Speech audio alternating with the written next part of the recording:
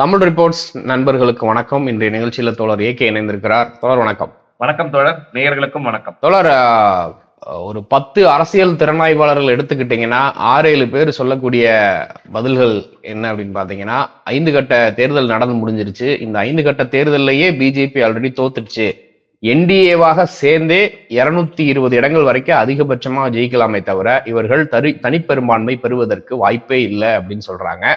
பிரசாந்த் கிஷோர் மட்டும் பாத்தீங்கன்னா இல்ல பிஜேபி தான் ஜெயிக்கும், மோடி தான் ஜெயிப்பாரு, மோடியை சாதாரணமா இடம் போட்டுறாதீங்கன்னு தொடர்ந்து பேசிக்கிட்டே வந்தாரு. நேத்து கரண் தப்பார் புடிச்சு செய்ன்னு செஞ்சு விட்டாப்ல.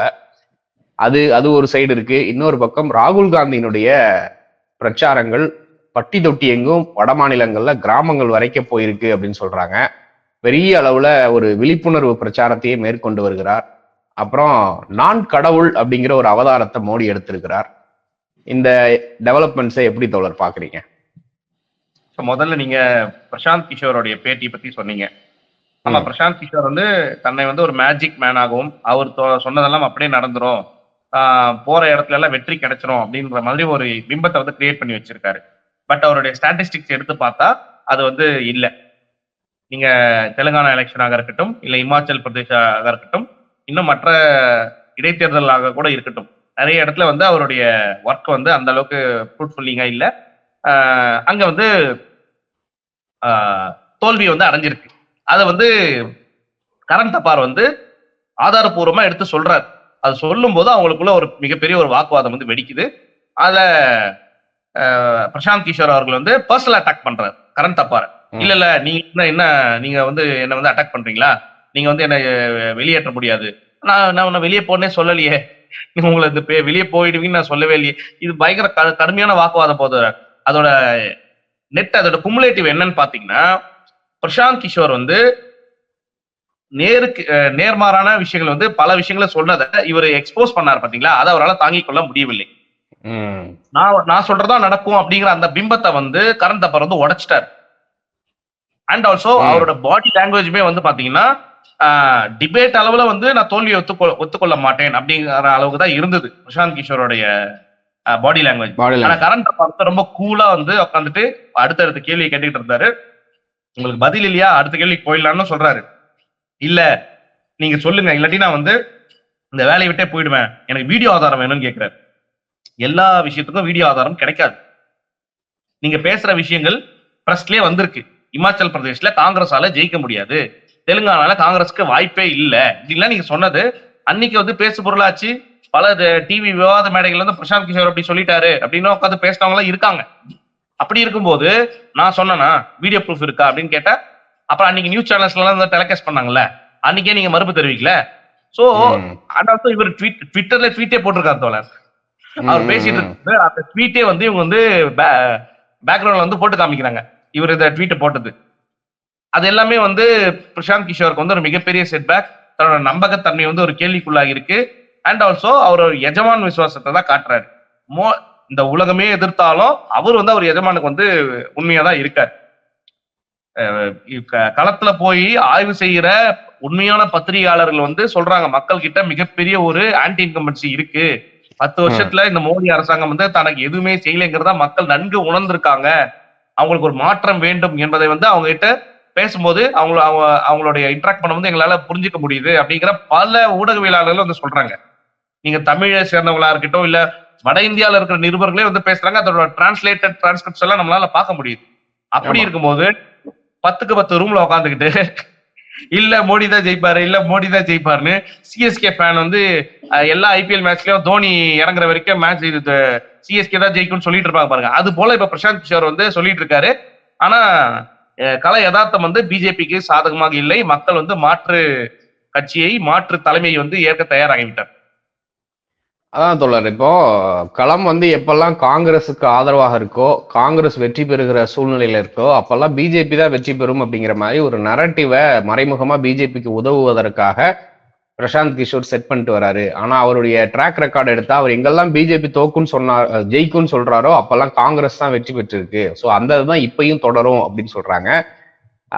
அதை எப்படி தோழர் பாக்குறீங்க? அது நடக்க நான் வாழ்த்துறேன் தோழர். பிரசாந்த் கிஷோரோட கூட்டு நடக்க நான் வாழ்த்துக்கள் சொல்லிக்கிறேன் முன்னாடியே. கண்டிப்பா. இப்போ மோடி நான் கடவுள், நான் கடவுளால் அனுப்பப்பட்ட தூதன் அப்படிங்கிற ஒரு அவதாரம் எடுத்திருக்கிறாரு. இந்த அவதாரத்துக்கு பின்னணியில பாத்தீங்கன்னா பேரலா அதானி நிலக்கரி ஊழல் வந்து செய்திகள் வெளியே வர ஆரம்பிக்குது. இந்த ஊழலை பத்தி நம்ம ஏற்கனவே நம்மளே நிறைய இடத்துல வீடியோ போட்டிருக்கிறோம், நம்ம பேசியிருக்கிறோம். இது பற்றி மஹூவா மைத்ரால இருந்து, ஆம் ஆத்மி சஞ்சய் சிங்ல இருந்து, ராகுல் காந்தில இருந்து எல்லாருமே சொல்லிட்டு வந்தாங்க. இன்னைக்கு அதோட பல்வேறு ஆதாரங்கள் வெளியே வர ஆரம்பிச்சிருக்குது. திரும்பவும் அதானிக்கு இப்போ அதானியோடைய ஊழல்கள் வெளியே வந்துச்சுன்னா கண்டிப்பா அது மோடியினுடைய ஊழல்கள் அப்படின்னு தான் சொல்லணும். ஏன்னா மோடி தான் அதானிக்கு அவ்வளவு விஷயங்களை பண்ணது. அதுக்காக இந்த இதை டைவர்ட் பண்றதுக்கு தான் மோடி இப்படி பேசுறாரா அப்படிங்கிற ஒரு கேள்வி வருது. இதை எப்படி பாக்குறீங்க? இல்ல டைவர்ட் பண்ண பாக்குறாரா இல்ல அது உளறிட்டாரான்னு தெரியல. ஆனா டைவர்ட் ஆயிடுச்சு. அதை அவர் தெரிஞ்சு பண்ணாரா தெரியாம பண்ணாரான்னு தெரியாது. ஆனா டைவர்ட் ஆயிடுச்சு. ஏன்னா அதுக்கு அவர் இந்த விஷயத்த பேசுறதுக்கு முன்னாடி வரைக்கும் அந்த கோல் ஸ்கேம் பத்தி தான் வந்து பேசு பொருளா இருந்தது. ட்வீட்ஸோ மீம்ஸோ சோசியல் மீடியாலே வந்து பார்ப்பா இப்படி எல்லாம் ஊழல் பண்ணிக்க, அது தெரிஞ்சோ தெரியாமலோ தமிழ்நாடு இதுல இன்வால்வ்டு. 2012 to 2016 நடந்த ஒரு முறைகேடு அறப்போர் இயக்கம் வந்து அதோடைய விஷயங்கள் எல்லாம் வந்து ரொம்ப டீடைல்டா வந்து ஒரு சேனல்ல வந்து சொல்லியிருக்காங்க. கிட்டத்தட்ட வந்து 6000 கோடி கிட்ட வந்து இதுல வந்து ஊழல் நடந்திருக்கும். 6000ங்கிறது கம்மி, 30,000 கோடி வரைக்கும் ஊழல் நடந்திருக்கு, அதிக வாய்ப்புகள் இருக்கு, இது ஒரு மிகப்பெரிய ஸ்கேம் அப்படின்னு வந்து சொல்றாங்க. அதுல ஏடிஎம்கே அரசாங்கமும் அன்னைக்கு இருந்த அரசாங்கமும் வந்து இதுல வந்து தெரிஞ்சு இன்வால்வ்டா தெரியாம அவங்க தெரியாமலே ஏமாற்றப்பட்டார்களா, இதெல்லாம் வந்து போக போக தான் தெரியும். ஆனா ஒண்ணு நிஜம், இதுல யூனியன் கவர்மெண்ட் வந்து இவருக்கு அந்த லைசன்ஸ் கொடுக்கறதுல வந்து அவங்களுடைய ஹேண்ட் வந்து முக்கியமானது, அவங்களோட ரோல் வந்து முக்கியமானது. அதானிக்கு வந்து இந்த பவர் ரிலேட்டடான பாலிசி டீல்ஸ் ப்ராஜெக்ட்ஸ் எல்லாமே வந்து அவங்களுக்கு கொடுத்துருக்காங்க. ஏன் உங்களுக்கு இலங்கை அரசாங்கமே வந்து அங்க இருந்த ஒரு பியூரோக்ராட் ஒருத்தர் பேசியிருப்பாரு, எங்களுக்கு இந்தியாவில வந்து பிரஷர் வந்தது, இந்தியாவோட பிரைம் மினிஸ்டர் ஆபீஸ் எங்களுக்கு பிஎம்ஓல இருந்து பிரஷர் வந்துச்சு சொன்னாங்க. அதான் பிஎம்ஓல இருந்து எங்களுக்கு பிரஷர் வந்தது, அதானிக்கு வந்து இந்த ப்ராஜெக்ட்ஸ் எல்லாம் கொடுங்க. இதை நம்ம பலமுறை பேசியாச்சு. இருந்தாலும் நம்ம நேயர்களுக்கு வந்து ஞாபகப்படுத்த வேண்டியது நம்ம கடமை. அப்படிப்பட்ட ஒரு ஸ்கேம் வந்து பேசு பொருளா ஆயிடக்கூடாதுன்னு உடனே உளர ஆரம்பிச்சிட்டார் மனுஷன். நான் வந்து என் தாய்க்கு பிறந்திருக்க வாய்ப்பே இல்லை, அப்ப வேற யாருக்கு பிறந்திருப்ப, எங்களுக்கு அது தேவையும் கிடையாது, நீ யாருக்கு பிறந்த என்ன பண்ணன்றதுல எங்களுக்கு தேவையே கிடையாது, எப்படி வேணாலும் பிறந்துக்கோ. மக்களுக்கு நீங்க என்ன செஞ்சீங்க, இந்தியாவுக்கு என்ன செஞ்சீங்க?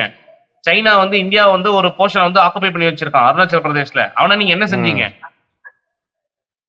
இங்க கோவிட் டைம்ல வந்து மக்கள் கொத்து கொத்தா வந்து செத்து மடிஞ்சாங்க, எல்லாரையும் நடக்கதானே விட்டீங்க. அப்போ உரிய நேரத்துல அவங்களுக்கு வந்து அந்த டிரான்ஸ்போர்டேஷன் கொடுத்திருந்தா அந்த மக்கள் அவ்வளவு கிலோமீட்டர் நடந்திருப்பாங்களா?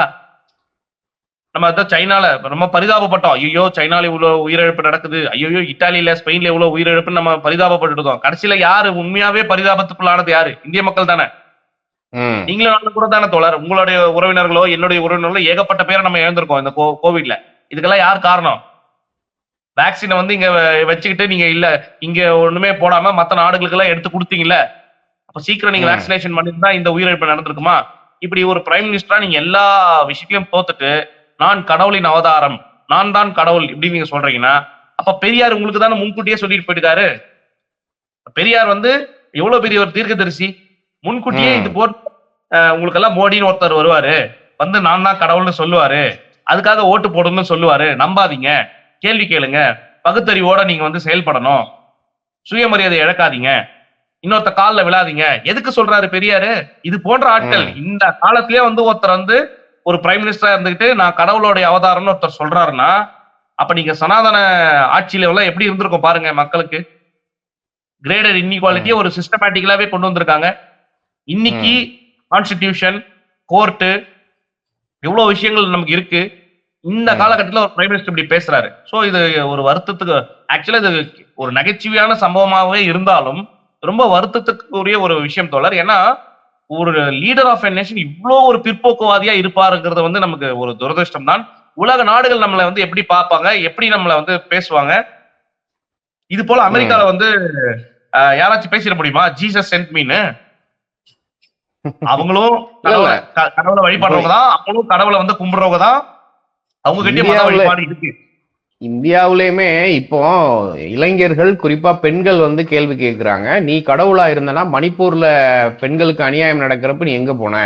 உன் கட்சியில பிரிஜ்பூஷன் சிங் வந்து பெண்களுக்கு அநீதி செய்யறப்ப நீ கடவுளா இருந்தா எங்க போன?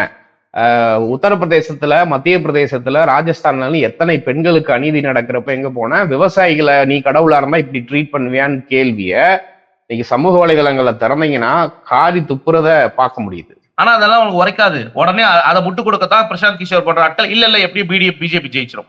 ஏண்டா இவ்வளவு பெரிய போர்ஜரி வேலை நடந்திருக்கு இந்த நாட்டுல, எவ்வளவு ஸ்கேம்ஸ் நடந்திருக்கு தோழர். இவங்க கடன் வாங்கின அளவு எவ்வளவு தெரியுமா? 200 லட்சம் கோடி கிட்ட போயாச்சு. கிட்டத்தட்ட 150 லட்சம் கோடி கடன் வாங்கியிருக்காங்க இந்த 10 வருஷத்துல.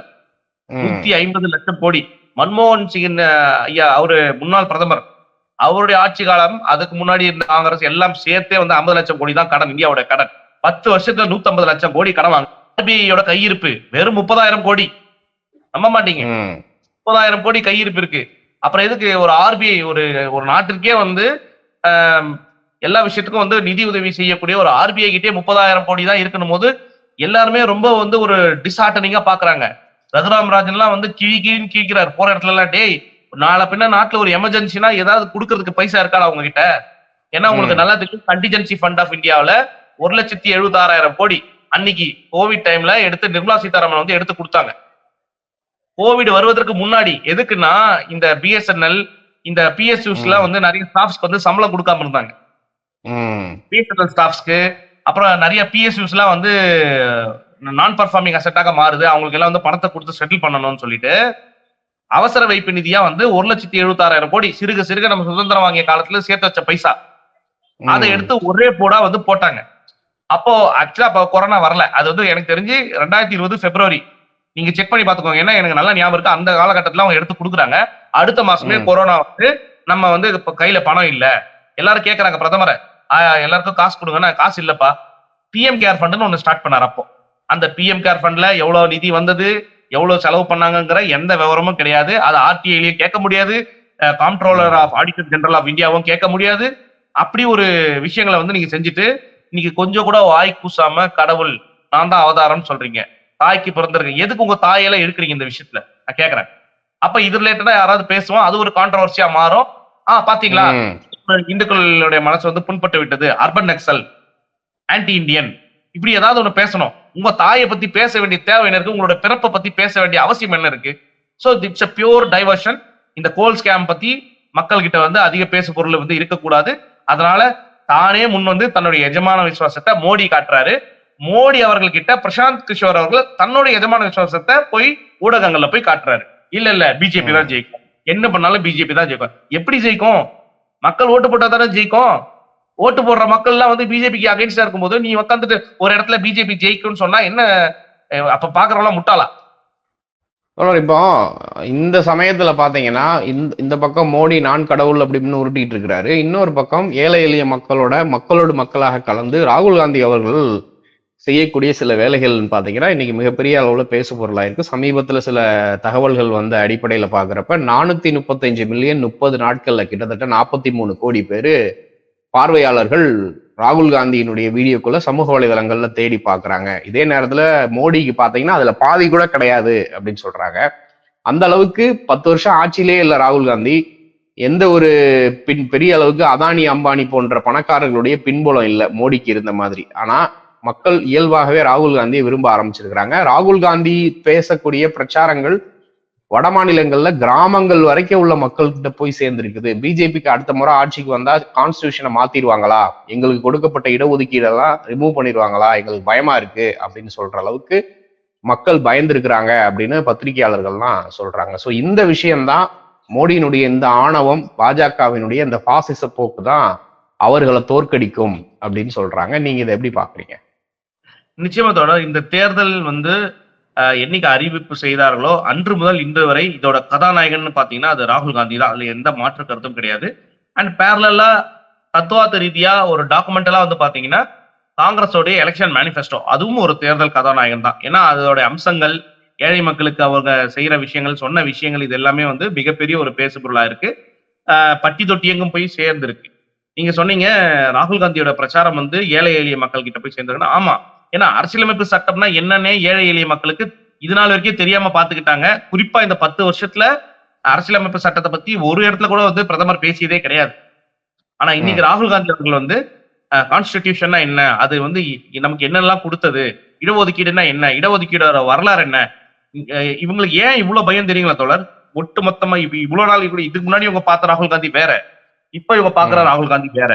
காரணம் என்னன்னா, இப்ப இருக்கிற ராகுல் காந்தி ஓபிசி பாலிடிக்ஸ் பேசுறாரு. புரிஞ்சுக்கோங்க. அவர் என்னதான் சமூக நீதி சனாதனத்தை என்னதான் சனாதானத்தை வந்து வேற இருக்கணும், அதை வந்து காலி செய்யணும், ஆர்எஸ்எஸ் வந்து இப்ப வீட்டுக்கு அனுப்பணும், இதெல்லாம் சொல்றாரு. அது ஒரு பக்கம். அது வந்து லாஸ்ட், அது வந்து ஃபைனல் ஸ்டெப். பட் அதுக்கு வந்து இனிஷியலா அதுக்கு வந்து ஃபர்ஸ்ட் கியர் செகண்ட் கியர்னு நம்ம கியர் போட்டு ஓட்டணும்ல, அது வந்து ஃபர்ஸ்ட் கியர் வேணும்ல. அதோட ஃபர்ஸ்ட் கியர் எது தெரியுமா? ஓபிசி பாலிடிக்ஸ், சோசியல் ஜஸ்டிஸ், சமூக நீதி. இதை வந்து தமிழக அரசு எத்தனை வருஷம், கிட்டத்தட்ட பெரியார் காலத்திலே நீங்க 1950லயே first amendment to the constitution வந்து கொண்டு வந்தது தந்தை நம்ம தமிழகத்துடைய பேராசான் பெரியார். அவருக்கு எடுத்த போராட்டத்தினாலதான் அன்றைக்கு வந்து ஓபிசிகளுக்கு வந்து ரிசர்வேஷன் கொடுக்கலாம் அப்படிங்கிற ஃபர்ஸ்ட் அமெண்ட்மெண்ட்டை வந்து கான்ஸ்டிடியூஷன்ல கொண்டு வந்தாங்க. இத நம்ம 1950ல பண்ணோம். இன்னைக்குதான் இது வந்து ராகுல் காந்தி பேசுறாரு. ஓபிசிகளுக்கு அப்கோர்ஸ் மண்டல் கமிஷன் மூலமாக 27% இடஒதுக்கீடு கொடுக்கணும் அப்படிங்கறதெல்லாம் வந்து மாற்று கருத்து இல்ல, அதெல்லாம் செஞ்சாங்க, யாரும் இல்லைன்னு சொல்லல. இன்னைக்கு ராகுல் காந்தி அடுத்த கட்டத்துக்கு போறாரு. நீங்க பாருங்க, பியூரோகிராட்ஸ்ல ஓபிசிஸே கிடையாது, ஓபிசி ரெப்ரசன்டேஷன் பியூரோகிராட்ஸ்ல இல்ல, ஜுடிஷியரியில இல்ல. ஏன்? அந்த விஷயத்த அவர் கேள்வி கேட்கிறாரு. அதை நான் வந்து சரி செய்வேன், சிஸ்டம் நான் கிளீன் பண்றேன், சிஸ்டம்குள்ள நான் வந்து இடஒதுக்கீடை ஃபாலோ பண்றேன் அப்படிங்கிற சொல்லும் போது தான் சிஸ்டம்குள்ள இருக்கிறவங்க பயப்படுறான். சிஸ்டம்குள்ள இருக்கிறவங்க யாரு? இப்ப பரத்வாஜ் வந்து ஒரு சான்ஸ் கொடுத்தாருல சின்மைக்கு கூப்பிட்டு, பிராமினா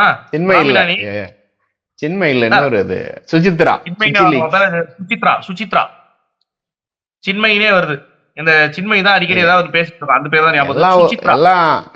நூலின் பால்கள் தான் எல்லாம் அவள் தான். இப்போ பரத்வாஜ் அவர்கள் எப்படி சான்ஸ் கொடுக்குறாரு சுசித்ராக்கு?